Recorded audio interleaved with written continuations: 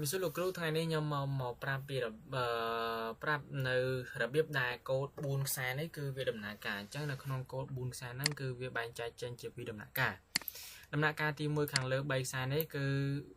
ការប្រកាសរបស់គេហើយខាងក្រោមនេះគឺកន្លែងដែលកូដនឹងដំណើរការអញ្ចឹងទី1ខាងលើនេះគឺយើងមាន object data ស្មើ100ហើយ in score ស្មើ null និង bold is login ស្មើ true chẳngបន្ទាប់ពីគេប្រកាសហើយកូដហ្នឹងគឺដំណើរការចាប់ពីខាងក្រោមដែលយើងមាន string result ស្មើនឹង is login ស្មើ true ចឹង is login ស្មើ true នេះគឺគេសួរបញ្ជាក់ថាតើ is login នេះច្បាស់ជាស្មើ true មែនឬអត់ចឹងយើងមកមើលខាងលើថាការប្រកាសរបស់គេហ្នឹង is login ស្មើអីចឹង is login របស់យើងគឺស្មើ true ចឹងបន្ទាប់ពីយើងឃើញថាវាស្មើ true ហើយគឺយើងងាកមកមើលខាងក្រោយទៀតគឺវាបែងចែកចេញជាពីរដំណាក់កាលទៀតដំណាក់កាលទី1គឺដំណាក់កាលខាងឆ្វេងដំណាក់កាលទី2គឺដំណាក់កាលខាងស្ដាំប្រសិនបើខាងមុខនេះគឺវា true អញ្ចឹងគឺវាចាប់យកដំណាក់កាលខាងឆ្វេងនេះបើវាអត់ true ទេគឺវាចាប់យកខាងស្ដាំក៏ប៉ុន្តែខាងមុខយើងនេះគឺស្មើ true អញ្ចឹងគឺវាចាប់យកដំណាក់កាលខាងឆ្វេងកន្លែងនេះ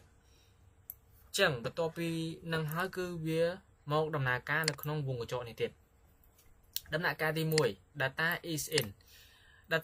ញ្ចឹងយើងមកមើល data ខាងលើយើងគឺជា object ក៏ប៉ុន្តែ object នេះគឺវាទទួលតម្លៃគ្រប់បែបយ៉ាងអញ្ចឹងវាទទួលតម្លៃជាតួលេខអញ្ចឹងកន្លែង object នេះគឺវាប្រែក្លាយទៅជា integer វិញអញ្ចឹង data យើងគឺស្មើនឹង integer គឺពិតទី1ហើយខាងមុខនេះគេសួរថាតើនឹង score 60ធំជាងឬស្មើ50មែនឬអត់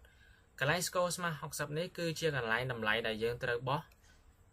ប៉ុន្តែ score ដែលគេប្រកាសខាងលើនេះគឺវាស្មើណាអញ្ចឹងកន្លែងនេះគឺយើងភ្ជាប់តម្លៃប្រមាណក៏បានដែរអញ្ចឹងយើងមើលតើ60ហ្នឹងច្បាស់ពិតជាធំជាងនឹងស្មើ50មែនឬអត់អញ្ចឹងកន្លែងនេះគឺវាពិតមួយទៀតអញ្ចឹងកន្លែងនេះពិតហើយពិតអញ្ចឹងវាពិតទាំងពីរ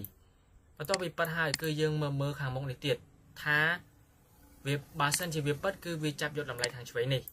តែបើវាអត់ពិតទេគឺវាចាប់យកតម្លៃខាងស្ដាំ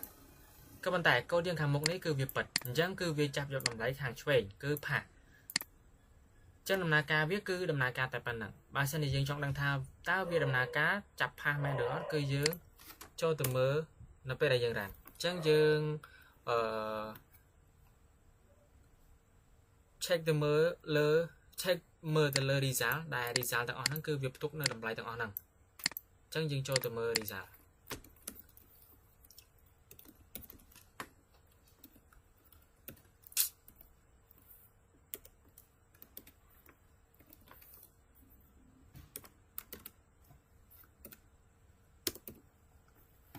ចឹងបន្ទាប់ពីយើងរ៉ានមក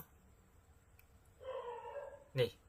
តម្លៃរបស់យើងគឺស្មើផាសអញ្ចឹងកូដយើងមានតែប៉ុណ្ណឹងនេះគឺជាការដំណើរការរបស់វាពីមួយដំណាក់កាលទៅមួយដំណាក់កាល